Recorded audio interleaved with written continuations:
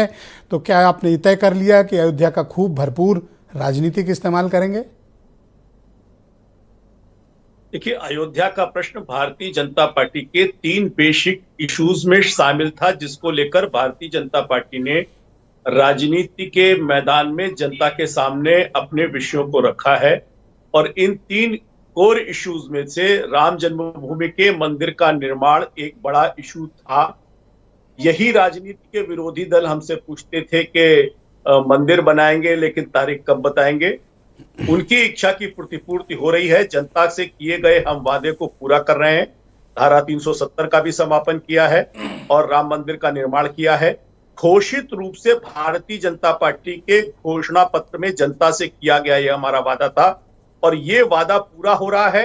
अयोध्या में भगवान श्री राम की प्राणों की प्रतिष्ठा हो रही है और मेरे जैसे व्यक्ति के लिए, जिसने इस राम जन्मभूमि के आंदोलन में, चाहे वो मुलायम सिंह जी जब कहते थे कि कोई परिंदा भी पर नहीं मार सकता, मैं उस दिन अयोध्या में ही था और वहां पर जो हो रहा था वो अपनी आंखों से देखा है। आज उन मंदिर का निर्माण अगर मेरे सामने हो रहा है तो ये जीवन के धन्य होने सरीखा है।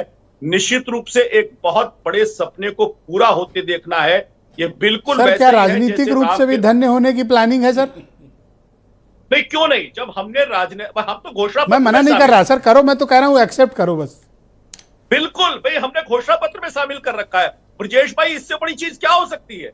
Bharatiya Janata party, BJP with A difference इसीलिए है कि 3 कोर इश्यूज में से एक इशू है। ये कोई छिपी हुई बात नहीं है, ये कोई बंद शब्दों में कहने वाली बात नहीं है। हमने अपनी सरकारों का बलिदान किया है इसके लिए। मैं तो आपकी प्रशंसा करता हूं कि छाती ठोक के आप स्वीकार तो रहे हो, बाकी लोग तो हट बच के निकल जाते हैं आपकी पार्टी में। हमारे कोर इश्यूज में से ये शामिल रहा है। कैसे हम कर सकते हैं? हमारे नेताओं ने इसके लिए जेल में जाना स्वीकार किया है। नहीं, राम जन्मभूमि का प्रश्न भारतीय जनता पार्टी के अस्मिता का सवाल है।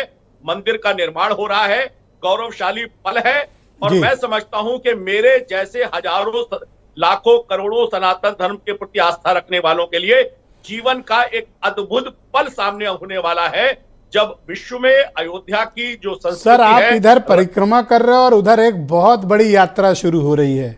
आपको थोड़ा चिंतित होने का समय आ गया है। शुभकामनाएं हैं उनको, शुभकामनाएं हैं। वो अपनी अपनी यात्रा को करें और मुझको लगता है कि पहले जैसी यात्रा करी थी, यात्रा करने के बाद 11 राज्यों के चुनाव में से 8 राज्यों के चुनाव में वो हारे थे। ऐसी ही यात्रा आगे करते रहे। महंत राजू दास, बहुत शुक्रिया आपका अयोध्या से।